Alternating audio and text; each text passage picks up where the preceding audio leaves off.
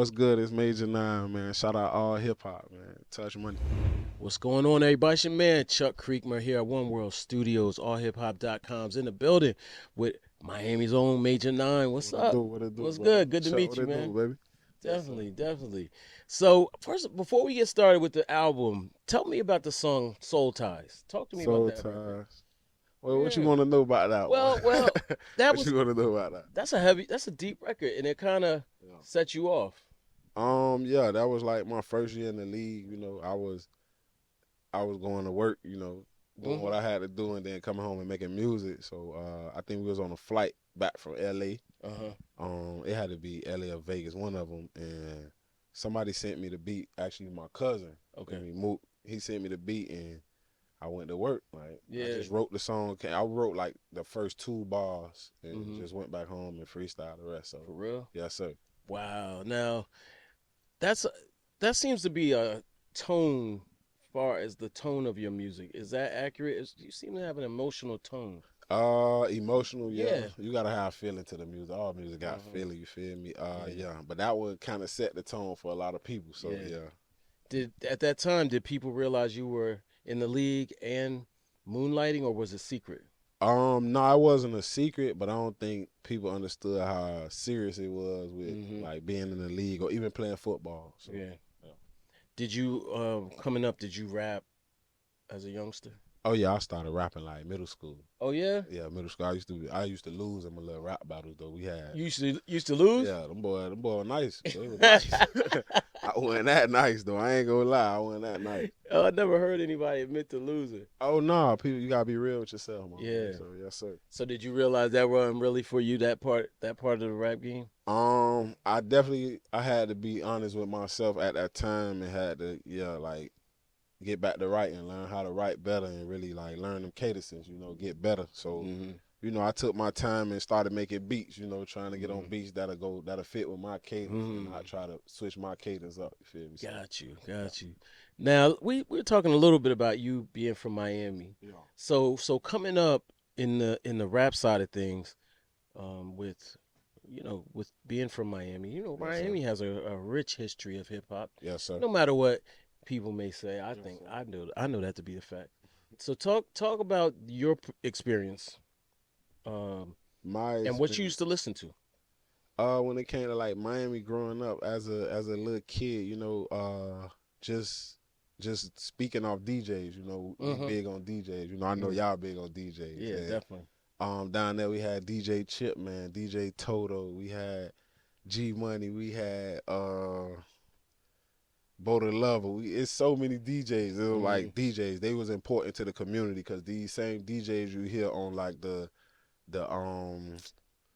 they like rigged up radio stations. It don't supposed to be that. Pirate radio. Yeah, you feel me? Yeah. Like we knew about that early, Yeah. you feel me? And they locked in, and that was the radio. We rather listen to that than Okay. the other stuff. So just hearing them on the radio and then actually like viewing them out in the community, like that was big to see these people at the Martin Luther King parade. Right. Yeah. And they setting up like 100 speakers, Mhm. big walls and stuff like that. So like DJs, yeah, and then artists we had, me, Piccolo, we had Trick Daddy, of course, Right. Trinas, we had the Jackie O's, we had Rick Ross, we had it's too many gunplays. My younger days, we had Iceberg. That was like Iceberg was when I was a shorty coming up, like even middle school to high school, like everybody wanted to be like Iceberg. That was the biggest rapper to us. Really? So yeah, he's still one of the biggest, you feel me? So him and then Lil Dread and I could keep going. So it's so many people that actually got music that's outside of Miami because of people like me and other children that played ball with other people. So it migrated over time. Yeah. Yes, sir. That's what's up. Did you pick football? Like, it's kind of hard to be a master of two things, right? Did you eventually at one point say, man, let me just go with this, focus on that? Or were you really... I locked in with football once my old boy, my dad, we say old boy. Okay. My old boy told me like I ain't paying for college. You feel me? Yeah. College wasn't always the goal. It wasn't like, okay, you got to go to college, but it's something like, do it. You feel me? So, just my 10th grade, 11th grade year, like he viewed how much I was like excelling on the field. So it was like, oh yeah, I ain't paying for college. So that was like that little extra push I needed. You feel me? So yeah. Yeah, you're a big dude, man. Yes, like, sir. how tall are you? 6'5". 6'5", yeah. Yes, sir. All right. Do you ever think about boxing? Hey, you know that's crazy though. Like I grew up like we had to throw hands. My uncle, my mama and my uncle twins. You feel me? So like I grew up around my uncle Mo. You feel me? Right. And my uncle like we had to throw hands. So I always wanted to box. Okay. Football gave me some injuries that complicate boxing for me, but I love we could. I think you could take out the Logan brothers or something. Man, I ain't gonna play with them. Let me stop. Let me outside. We gonna get ugly. Right. Yeah. Nah, I'm kidding, but yeah, I came up in the era of the big heavyweight, the Lennox Lewis's. Oh yeah. Michael Grant. I don't know if you remember Michael Grant. I know a couple of boxers. I think if I'm not mistaken, I can't think of his name. I feel bad right now, but he did fight Lennox Lewis. He's from Miami. Okay. He big. I think that was Ben. I can't remember. But, okay. Yeah. Well, Lennox was knocking cats out back then, but he won the fight though. It's a YouTube fight. No. I think Lennox won the fight though, but this was his biggest fight. This was gonna take him to the field. Okay. Phil, his name. We can look it up. No, I'm gonna show you after his name. Okay. Phil. Phil from Miami. All right, yes, go look him up. I got you. All right, bet. So let's talk about Nothin Major. Why that title? That title it clicked. So we got another artist from Miami. I'll just put something on social media about like a name for something. People already know what direction I was going.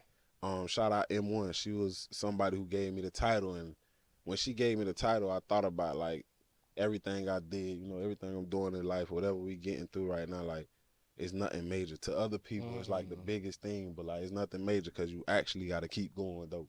Feel me? You can't stop. Like we got to keep going. So it's nothing major. On to the next. Right. Yeah. Right. You mentioned it earlier. We talked about it, but I'm not trying to put you in a classification or nothing, but I've noticed that a lot of artists today, they don't have depth. Like a lot of them, especially like emotional depth, where you're talking about real stuff that people feel. And I always feel like a real artist first gets you in here, and then everything else is next. But if you can get them here, you pretty much got a fan or someone that loves you forever. Yes, sir. Got a real supporter. Is that how do you feel about that part of it? In terms of what you do. That's a big part of it. Definitely like really touching the people. They gotta really feel you. A lot of people think the artistry is like, oh, they gotta see you, come to the city, whatever. Like, but if you could feel me through my music, like you definitely don't have to know how I look or anything. Like, long as like, okay, whoever this is speaking, he's speaking. Like, we ain't like my granddaddy a pastor. You feel me? So like, his children ain't no pastors, but you feel me? Like, just understanding. He always told us, I'm a man before anything. So being a man, just speaking up when you want to be heard or you want to be felt. So with my music, that's major. You feel me? Okay. Yeah. How does your family, your mom, I'm assuming your mom, everybody's still alive. Yes, sir. Yeah, how do they feel? They, everybody got mixed feelings, but everybody love it though. They love my music. They know I ain't lying in my music. I ain't gotta portray an image, and I ain't gotta tell on the family neither. So, right. You feel me? Like, just it's real music and it got a nice sound too. I come from a musical family, So you got some joints like Shorty with Shorty, with Kodak. Shout out Kodak, free one. But then you called a woman to be. I was like, oh yeah, I'm gonna use that language. That's why I was raised on. You feel me? I ain't opposed from that language. But if you meet me in real life and see how you feel me, I show respect though. That woman gotta get respect first. So. Got you. Yeah. How was it working with him? Were y'all in the studio or were y'all sharing tracks? Actually, I've been working with Kodak since like 2018, 2017, 2018. We ain't never been in the studio together. Really?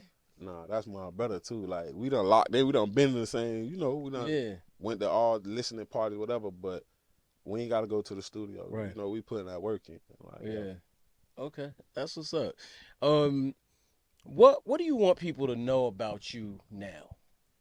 Because we always refer to your career in football, but there seems it's always mentioned. But what about right now? It ain't really no different. We just getting to it. I'm still the same person. You know, I'm not playing football right now. You know, Do a you lot want to of go people. back? No. Oh, it may sounded like you Nah. said not right now. Like, Yeah, I ain't playing football. You know, I've yeah, been going from it for years, you feel yeah. me? If I wanted to, you know, I always stayed at the minimum shape to just, you know, Mm-hmm. push to keep going. But I actually, you know, when I first got into it, you feel me, like to the league, Yeah, I realized like it's real business. yeah. And, you know, I grew up in Miami, like football serious, but we not taught the business side. Okay. So, you know, me speaking on your platform today, like this honest truth, like, you know, I lost love for it.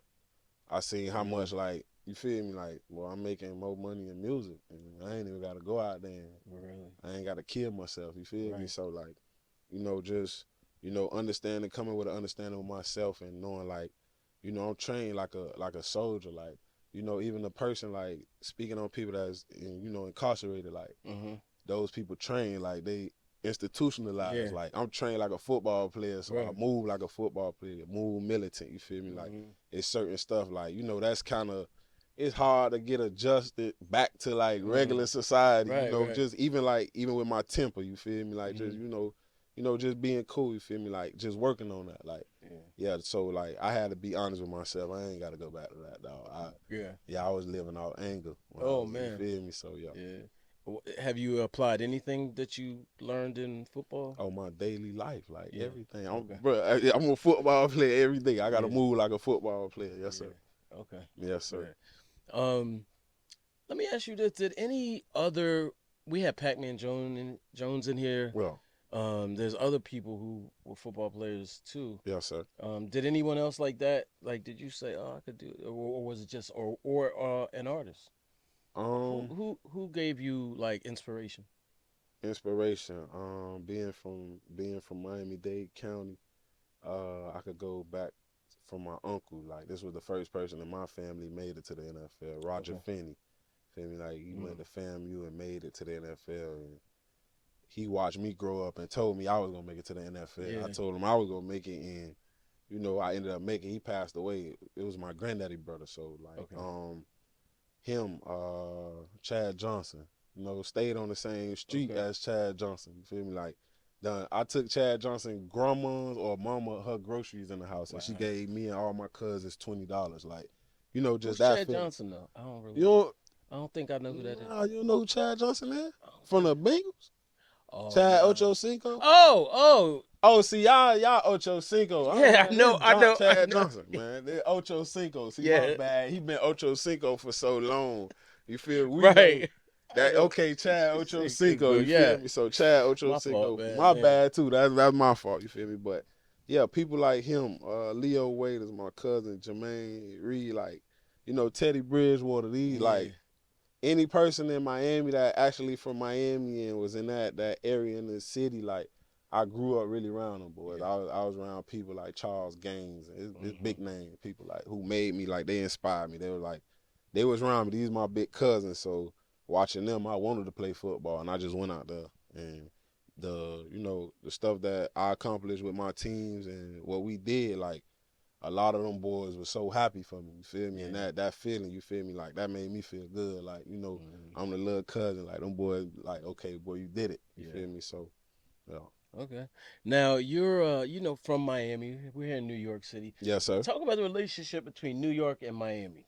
The relationship is really locked in, though. Like, it's locked in heavy, you know, from style of music to, you know, even fashion, you know, it's locked in. We locked in. Yeah.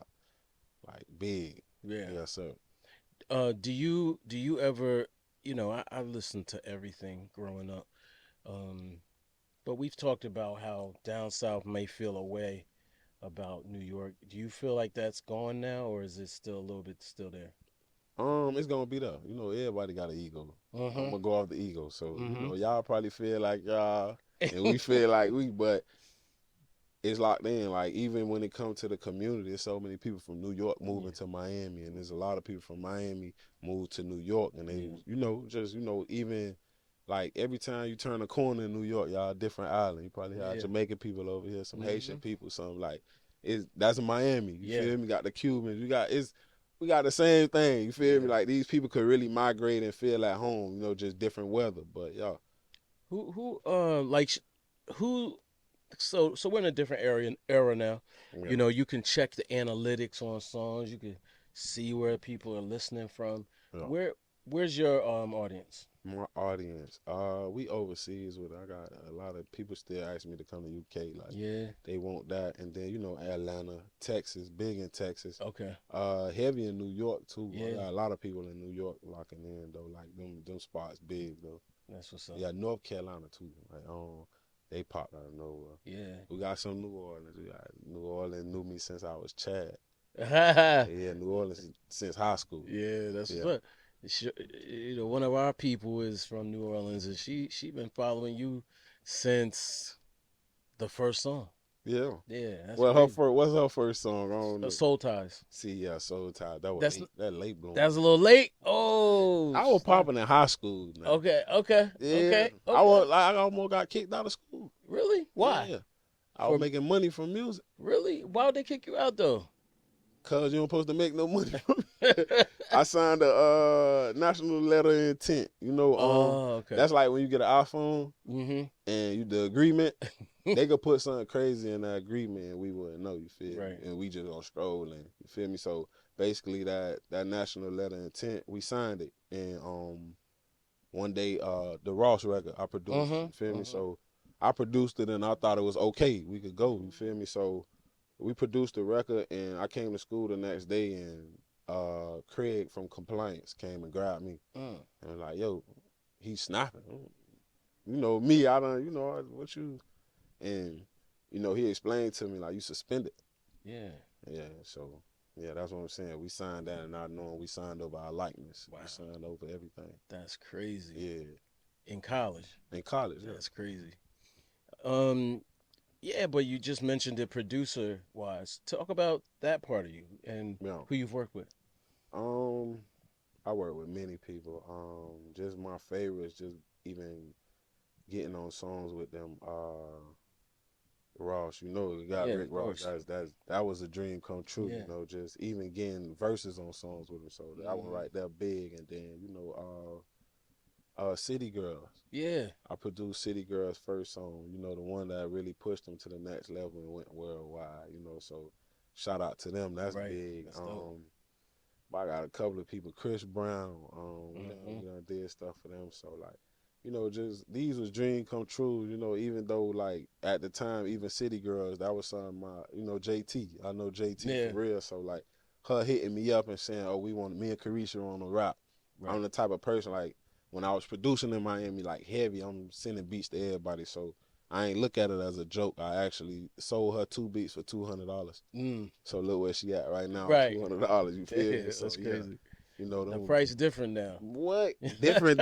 Way different. Yes, sir. That was they dropped the album last year that was kind of didn't really move. Maybe you could hop back on the we always locked in. Yeah. It's probably just direction for the label or whatever, so probably gotta lock in with them, because I ain't too industry, you feel me? Right, I'm more locked in with the people, so yeah. Now you have your own label, right? Yeah, Touch Money The Label. Yeah, talk about the label. We had to fight for it for some years, probably a year and a half. Why, because of the name? Or? Yeah, just for the name, because some people, they got it's a Touch Money in Texas and a Touch Money in Philly. Okay. Actually, we locked in with the one in Philly, because that's where, like, when I say we actually was locking in with the music, with battle rap. We heavy on battle. Okay. Miami? Oh, yeah. Okay.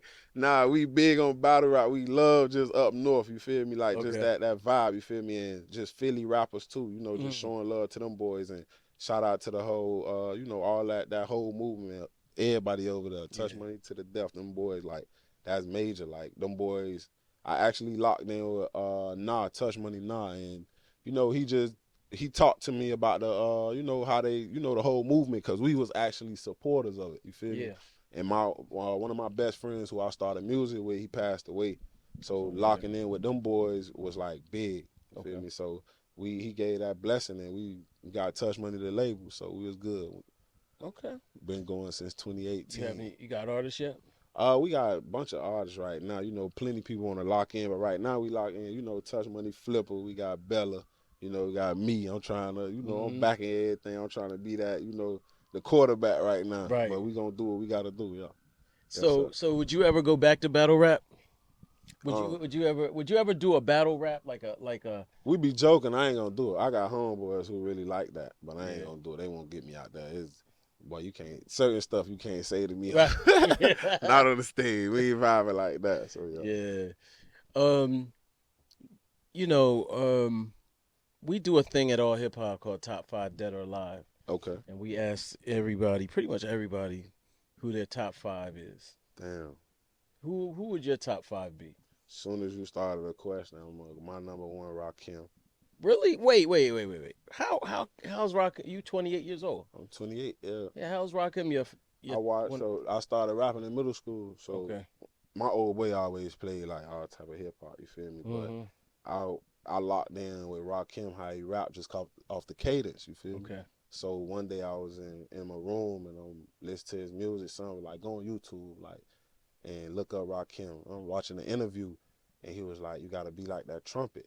And he say when I rap, he was mimicking the trumpet, just, you know, off the trumpet. So I play instruments, you feel me? So I play trombone. So I realized off my music, I could mimic the trombone and be an instrument on the music. Wow. So like, yeah, I'm starting out with Rakim. That's heavy, okay. Yeah, so Rakim, then, you know, I gotta go Fat Boy. I'm going Rick Ross. Like Rick Ross, yeah. Just that style. Jay-Z. Okay. Jay-Z just when did you start listening to Jay-Z? I started Jay-Z as a jit. I got an auntie like who actually bought every album. Like back when you used to go to Best Buy and buy the album and stuff like that. Yeah, I did a project on that boy in 5th grade too. Yeah, what was it about? Entrepreneurship. You know. Oh yeah. You know, and being black entrepreneur. Okay. So I definitely did a project on him. I still think about that to this day. So like. Yeah. Did you learn from him and apply that in your business? Oh yeah, I learned. I definitely learned what to do and what not to do. Yeah. I learned stuff, you know, just stuff I understood, you know, business. You know, certain stuff was business deals, you feel me? So I had to understand from him I definitely learned everything is business. Yeah. So yeah, him, where I'm at right now. Probably 2 more, Kanye. Okay. Just off of production. Yeah. Rapping. You know, being one of the first, in my eyes, one of the first producers who really like rap. Like he rapped his way there. Like he showed them I could do it because they overlooked him a little bit. You feel me? Yeah, they did totally. Yeah, so he came out with a sound. He brought that godly sound of music. And it was different. My last one, I'd say Trick Daddy. Trick Daddy. Talk about Trick Daddy. Yeah. We were talking about him. Legend is, you know, he's a legend, but you were trying to say maybe not so much in New York. Trick Daddy, like Florida, the South, like he one of the biggest legends. I still feel like he don't get the praise he's supposed to, you know, but he one of the people. He was that voice for so many people of the South. He was like everybody. He was a voice for everybody at one time, for mamas, children, everything. Like he was our Tupac. I don't care what nobody say. He was our Tupac and Biggie put together. Whatever they had going on. Once you like, we heard Trick Daddy, like to this day we playing him. You feel me? So like, like he different. But you know, I look like how people respect the music across like, you know, different regions. I be telling my guys like we gotta respect different regions of music. You feel me? They'll respect us. Like even just, you know, coming here yesterday recording. You know, just. You know, respecting the people, you know, even just little parts of the song, you know, just going in their city, showing them love, they gonna respect your music, you feel me? You know, we grew up different from that. Yeah. You know, Trick Daddy wasn't doing that, you feel me? So that's probably part of the play, but still though, like we learn from a lot of stuff though. Shout out to Trick Daddy. Yes, sir. Hey man, make sure they don't hurt Cat Williams, man, because I ain't gonna lie, Cat Williams protected. He told his story. He used to sleep on in the Grove, on the park. Yeah, he one of us. Okay. Yeah, he one of us. Man. All right, good. He a Miami for real. Good, yeah. No, all right, all right, we rapping, but give me 3 to 5 things for when to make you a Miami. And if you move to Miami, what is 3 to 5 things you need? You need 3 to 5 things. You need a pair of forces. Okay. A hoodie. Okay. It don't get hot though. See, we don't get hot in the heat. We dress like this in Miami. Okay. You gotta protect yourself from the sun. Okay. The Okay. sun to do you dirty. Okay. What else? Damn, for Miami, I can't even think of something like. It's so much stuff. We influenced by a lot of stuff, but yeah, well, I better have AC. That what you. That's what AC. Tents. You need tents. 5% Okay. tents. Oh, okay, got you. Dark tents. You gotta have dark tents. All right. Yeah, that's good. Yeah, all right. That should be it. All right. But what else do you want people to know? And for you, what's your future like? The future, what I wish the future is, I pray for it every day. You know, just keep going in the music. You know, building the company up to we one of the biggest labels in Miami. You feel me? We've been that, but it was off of just solo work. I was just always pushing my company. Now we got a real team, so like, you know, just getting my team to work that we need to be the biggest. So yeah, all right. We appreciate you. Yes, sir. Definitely, and may God bless you. Thank you, Chief. Yeah. Appreciate it. Definitely.